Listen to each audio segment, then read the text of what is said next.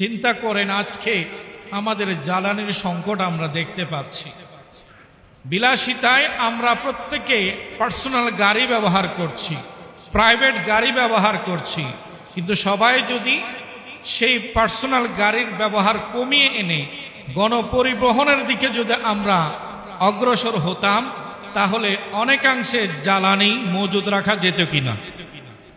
আপনি গণপরিবহনে একই গাড়িতে বেশি সংখ্যক মানুষ যাত্রা পারাপার করা সম্ভব, কিন্তু পার্সোনাল বাইকে করে বা নিজস্ব মোটর যানে অটোমোবাইলসে আমরা যারা চলাফেরা করছি, এতে করে জ্বালানির খরচ কমেছে নাকি বেড়েছে? বেড়েছে। এভাবে প্রত্যেকের পরিবারে যেখানে গ্যাসের লাইন আছে, সেখানে দেখা যায় ছোট্ট একটা দিয়াশলায় আপনাকে জ্বালাতে হবে আগুনটা তৈরি করার জন্য। কিন্তু এই দিয়াশলার এই কমতি, এই লোভটা আপনি ছাড়তে পারেন না। রাতের পর রাত দেখা যায় ওই চুলা জ্বলতে থাকে। এখন এই জ্বালানিটা রাষ্ট্রীয় সম্পদ না? একটা দিয়াশলায় কতই বা টাকা হবে? পুরো একটার দাম না হয় 2 টাকা 5 টাকা, কিন্তু আপনি হাজার হাজার টাকার প্রাকৃতিক গ্যাস ওই একটা দিয়াশালার সামনে জ্বালিয়ে নষ্ট করে দিচ্ছেন।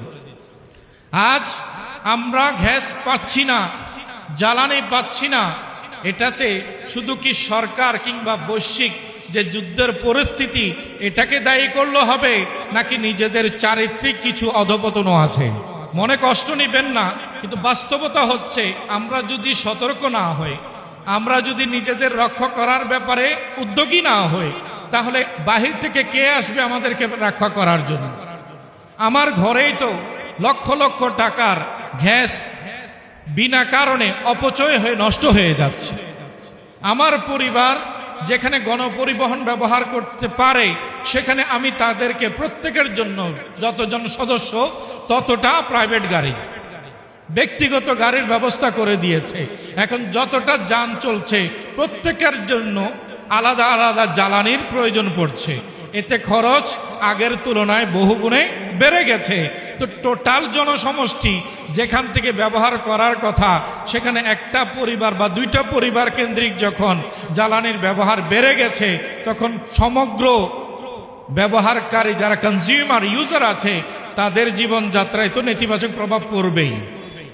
সেই জন্য আল্লাহ তাআলা আমাদেরকে নিয়ামত দিয়েছেন, এই নিয়ামতের জন্য আল্লাহ কদর করার তৌফিক দান করেন। আমরা অপচয় রোধ করব।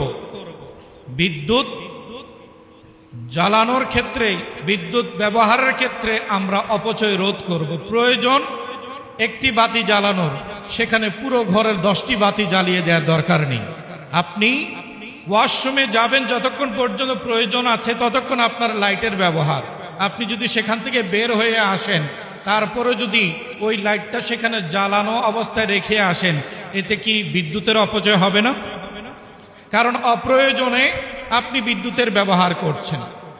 সাজসজ্জা, বিভিন্ন কারণে আমরা পরিবারের মধ্যে অনেক লাইটিংয়ের ব্যবহার করে থাকি।